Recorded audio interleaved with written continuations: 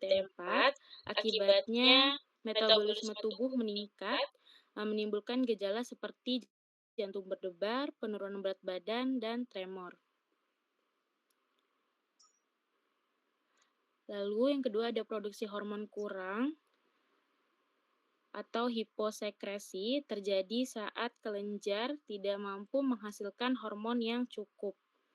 Contohnya seperti hipotiroidisme akibat Hashimoto tiroiditis. Pada Hashimoto, sistem imun menyerang dan merusak jaringan tiroid.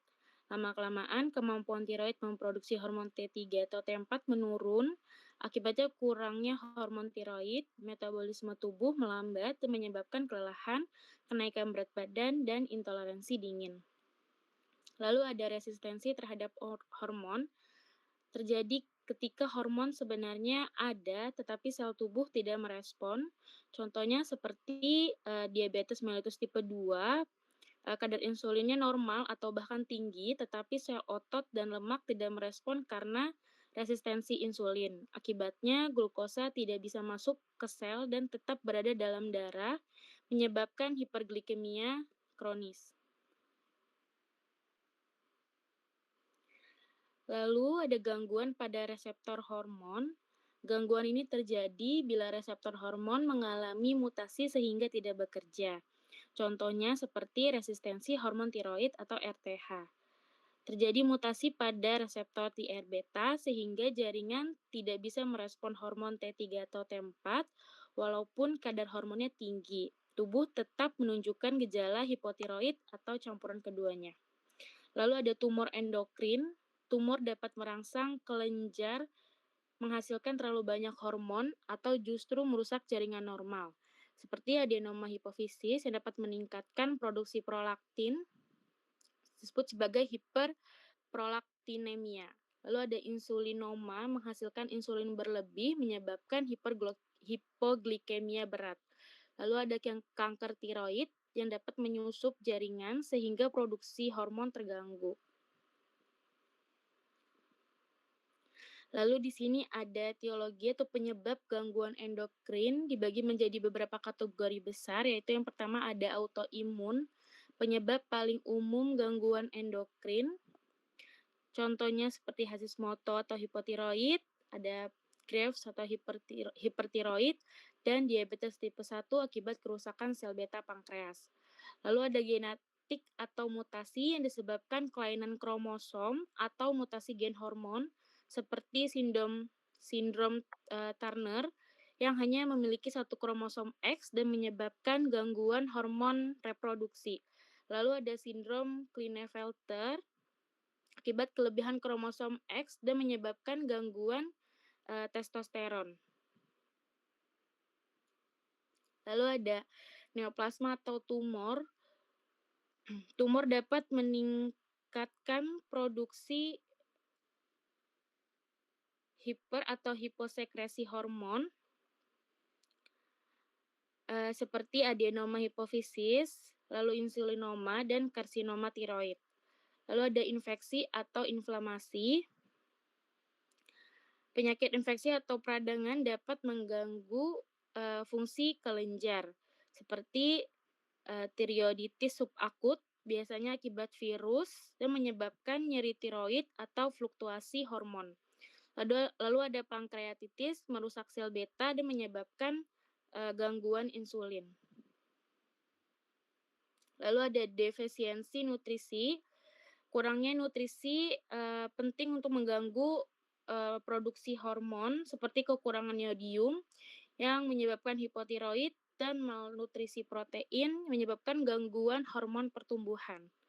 Lalu ada obat-obatan. Pada obat-obatan tertentu dapat mengganggu atau mengubah produksi atau aksi hormon seperti amiodaron yang mengandung iodium tinggi sehingga bisa memicu hyper atau hipotiroid. Lalu ada steroid yang menyebabkan sindrom Cushing iatrogenik. Lalu ada litium yang menyebabkan hipotiroid. Lalu ada faktor lingkungan.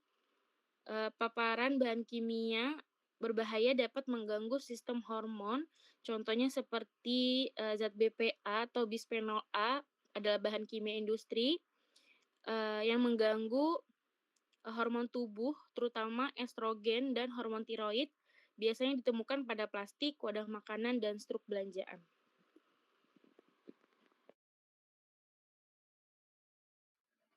Di sini ada gejala gangguan sistem endokrin, yaitu gejala gangguan sistem endokrin adalah tanda dan perubahan yang muncul ketika produksi atau fungsi hormon tidak seimbang, baik karena kelebihan, kekurangan, maupun kerusakan kelenjar endokrin.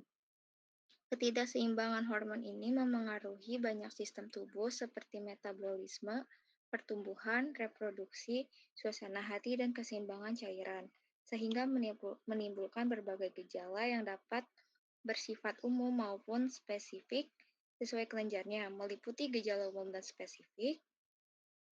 Boleh di next.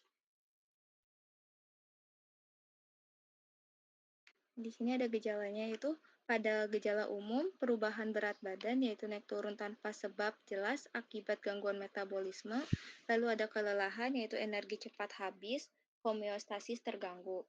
Lalu ada perubahan mood, mudah marah, cemas, mood swing karena perubahan hormon stres dan metabolik.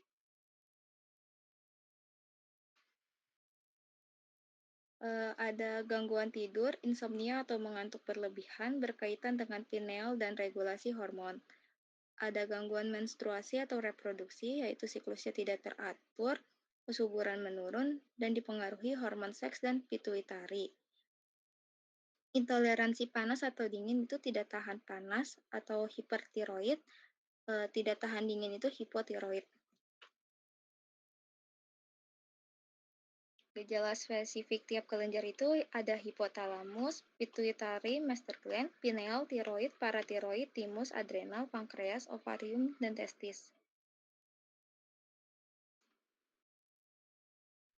Di sini gejala spesifik dari hipotalamus itu suhunya tidak stabil, nafsu makan berubah drastis, gangguan tidur, masalah regulasi hormon. Lalu pituitari, pertumbuhan abnormal, gangguan menstruasi, produk ASI-nya berlebih, penglihatan kabur. Dalam pineal gland, insomnia, mengantuk, ritme tidur tidak teratur.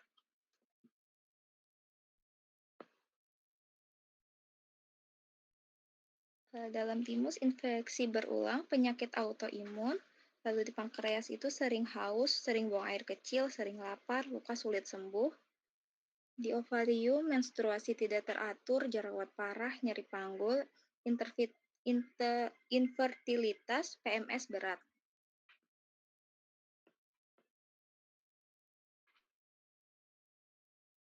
Boleh next ya.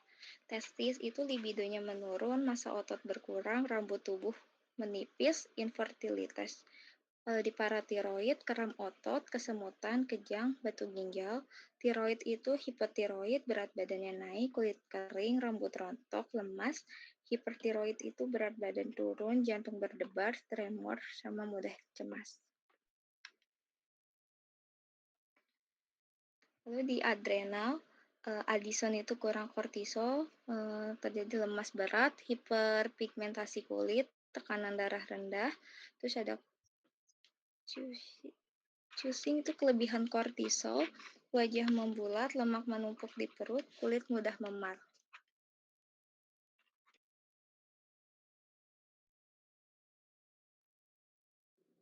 Selanjutnya ada klasifikasi patofisiologi pada sistem endokrin. Di sini ada yang pertama berdasarkan produksi hormon, ada hiposkresi hormon, yaitu produksi hormon yang rendah dari nilai normal sehingga fungsi organ target menurun. Contohnya pada diabetes mellitus tipe 1 yang menyebabkan kekurangan insulin. Kemudian dapat terjadi hipersekresi hormon juga, yaitu produksi hormon yang berlebih dari nilai normal sehingga menyebabkan overstimulasi organ target. Contohnya yaitu akromegali, yaitu kelebihan hormon pertumbuhan, atau growth hormone pada orang dewasa setelah epifisis tulang menutup. Yang kedua ada berdasarkan respon jaringan target. Yang pertama ada resisten hormon, yaitu hormon normal atau tinggi hormon normal atau tinggi, tetapi respon sel target menurun. Contohnya pada diabetes mellitus tipe 2 yang menyebabkan resistensi insulin.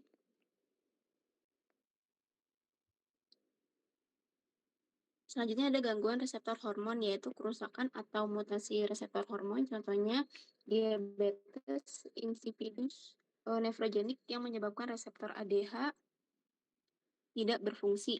Diabetes insipidus nefrogenik itu sendiri adalah gangguan ginjal yang tidak mampu merespons hormon antidiuretik atau ADH meskipun kadar ADH normal atau meningkat. Kemudian yang ketiga ada berdasarkan mekanisme regulasi atau aksis hormonal. Di sini ada 3, ada gangguan primer, sekunder, dan tersier, di mana ketiganya ini tempat yang terjadi kelainan ini berbeda. Yang pertama ada gangguan primer, yaitu terjadi pada kelenjar target. Contohnya kerusakan tiroid yang menyebabkan gangguan hipotiroidisme primer. Kemudian yang sekunder ini terjadi pada kelenjar pengatur atau hipofisis. Contohnya tumor hipofisis yang menyebabkan perubahan TSH. Yang terakhir ada gangguan tersier yang terjadi pada hipotalamus, contohnya gangguan pelepasan TRH.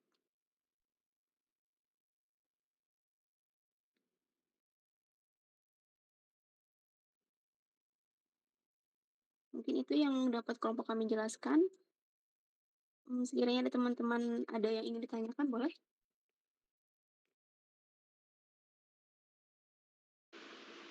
Monggo teman-teman, kita buka 3 sesi pertanyaan.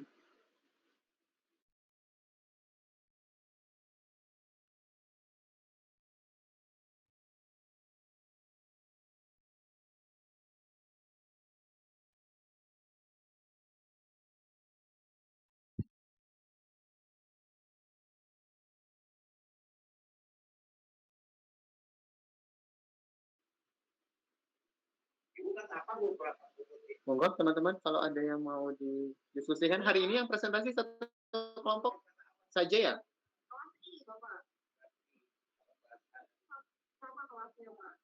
Sama ya.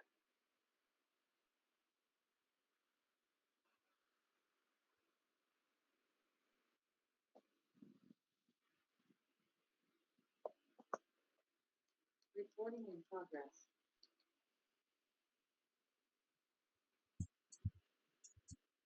Ada yang mau bertanya?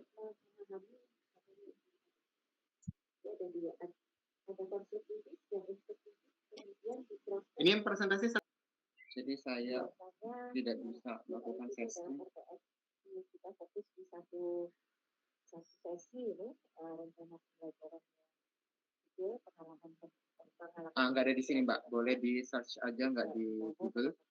Itu pathway, keywordnya itu adalah pathway sistem endokrin. Yang kita tuliskan ya, ada pendekatan, nanti Bapak Ibu bisa membuat RPT-nya seperti apa, boleh diskusi nanti di kelompok. Jadi kemudian ya kalau link aja ya, link atau slim lah RPT-nya Pak Eka ya. Jadi misalnya dalam 100 menit itu apa aja yang dilakukan, pasti harus diawali dengan pendekatannya, bagaimana mengenai materinya, bagaimana mengevaluasinya. Ya Bapak Ibu juga bisa memanfaatkan Maksudnya bisa gitu Pak, dicari. Iya, dicari, minta tolong ya. Oke. Nah, sebelum saya menjelaskan, ini kan adalah tabel ataupun pathway yang tadi kurang lebih dari kelompok Mbak Syahila dan teman-teman yang lainnya itu menjelaskan terkait dengan patofisiologi terjadinya permasalahan di sistem endokrinnya atau di bagian hipertiroidnya. Nah, ada yang bisa menjelaskan terkait dengan pathway, ini gambaran singkatnya, sehingga nanti teman-teman akan jauh lebih mudah memahami terjadinya pathway ataupun patofisiologi dari sistem endokrinnya.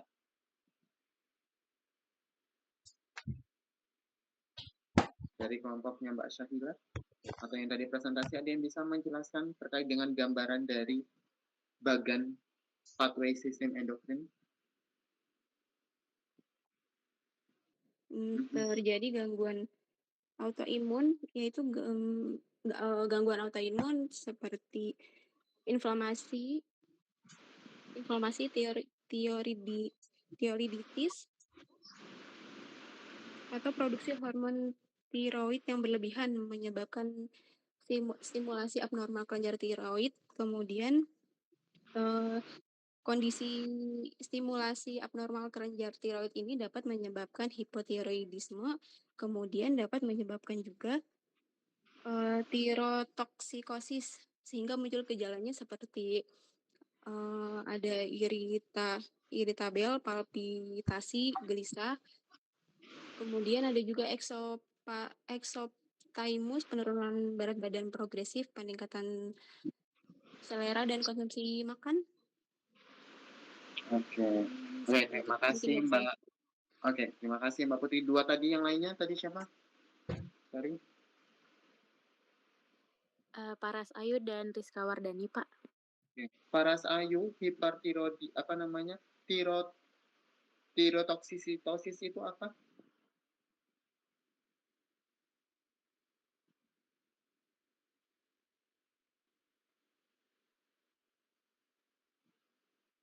Tosis itu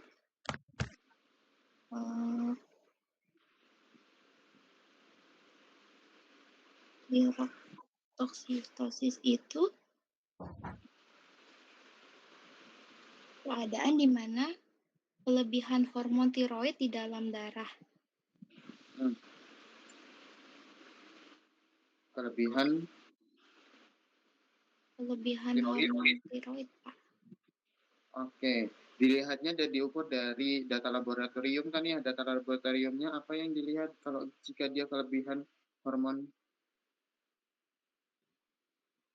tiroidnya?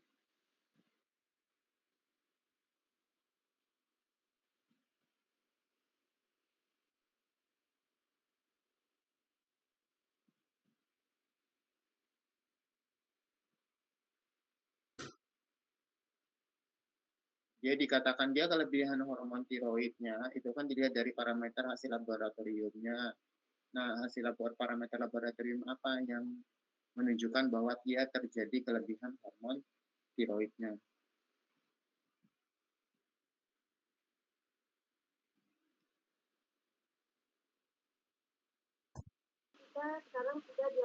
Kalau dari silap itu yang harus dilihat mengenai kelebihan hormon tiroid itu T3-nya yang meningkat, yaitu triiodothyronin, bentuk hormon tiroid yang paling aktif secara biologis. Kemudian T4 bebas yang meningkat juga. Kemudian kalau T4 itu tiroksin, hormon tiroid utama yang diproduksi oleh kelenjar tiroid. Kemudian ada juga TSH atau thyroid stimulating hormone, yaitu hormon yang mengatur kelenjar tiroid yang diproduksi oleh kelenjar hipofisis. Jadi ada 3 parameter laboratorium yang harus diperhatikan.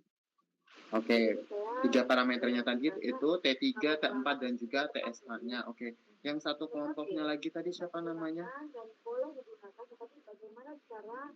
Rizka Wardani, Bapak. Nah, Mbak Rizka, tiroiditis itu apa? Oke, baik. Terima kasih. Itu argumen yang pertama, mungkin kita akan berikan 1 atau 2 lagi. Tiroiditis itu apa, Mbak? Tiroiditis itu peradangan pada kelenjar tiroid, Pak, yang dapat menyebabkan fungsi tiroid meningkat, seperti hipertiroid normal atau menurun hipotiroid, tergantung jenis dan tahap penyakitnya. Oke. Nah, jadi teman-teman, menurut saya, ketika teman-teman nanti menjelaskan terkait dengan patofisiologinya, enaknya teman-teman melihatkan pathway-nya atau memaparkan terkait dengan tabel alurnya dan lain-lain. Sehingga teman-teman nanti akan paham terkait dengan alurnya. Ketika teman-teman hanya menjelaskan terkait dengan secara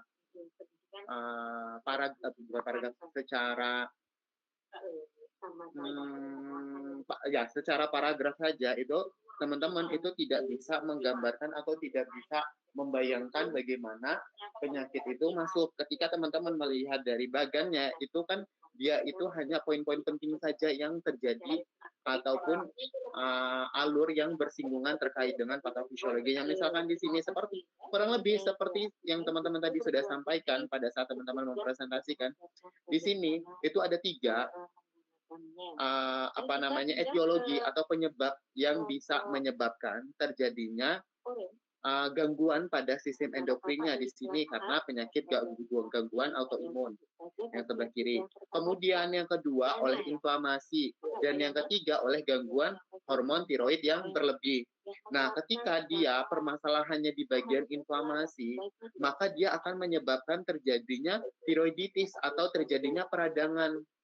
Nah, ketika dia terjadi peradangan di sistem endokrinnya, dia akan menyebabkan terjadinya stimulasi yang tidak normal terhadap kelenjar tiroid karena dia ada permasalahan peradangan di sana yang dapat menyebabkan si kelenjar tiroidnya itu bermasalah nanti ketika akibat dari inflamasi yang menyebabkan terjadinya gangguan pada kelenjar tiroid. Ketika ada gangguan di sana, maka dia akan menyebabkan permasalahan dari hipertiroidismenya atau terjadi gangguan dari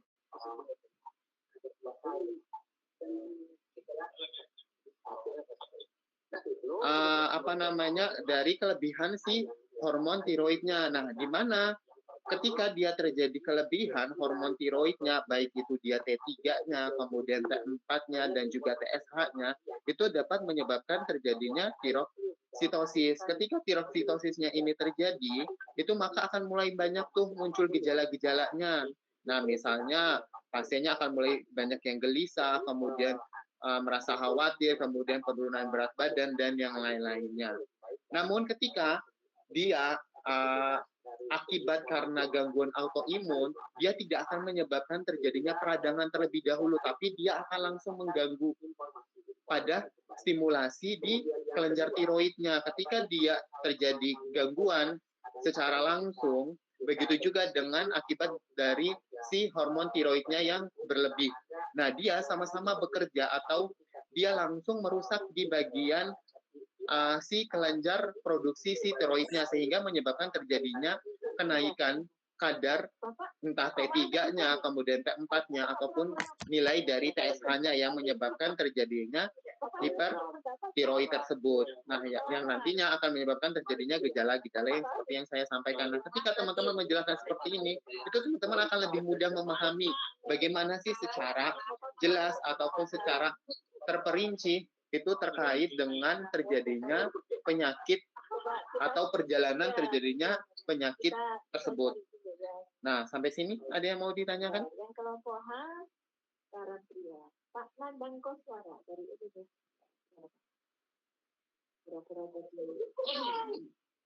Sorry ya kalau suara dari saya itu ada bocor-bocor. Waalaikumsalam. Nah, dari sistem endokrin ini ada yang mau ditanyakan? Karena dari yang saya lihat hasil ujian tengah semester teman-teman, itu hanya sekitar 3 orang saja yang mendapatkan nilai di atas 75. Yang lainnya paling tinggi ya sekitaran 50 atau 55. Saya harus menetapkan kelas H ya. Kelas H ini memandang tepat ya. Memandang tepat kan? Ya.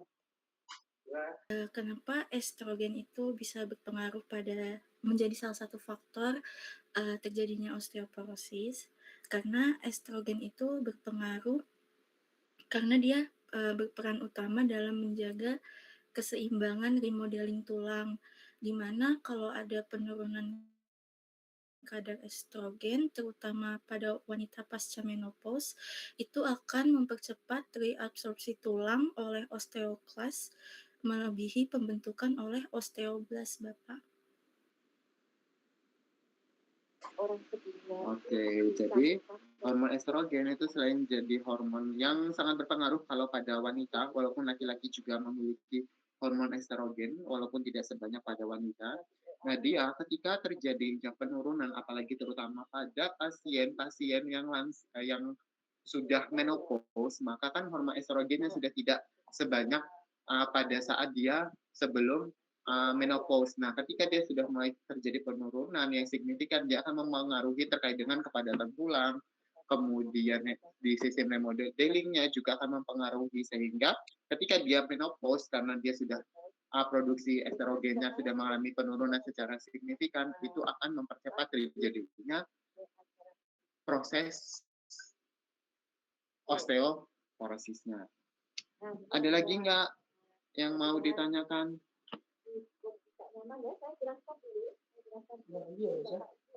Maka harus ada penelitian saya yang nyambung sebagai nama pertama di sektor masyarakat. Kalau dari penelitian saya yang nyambung di tahun 2000.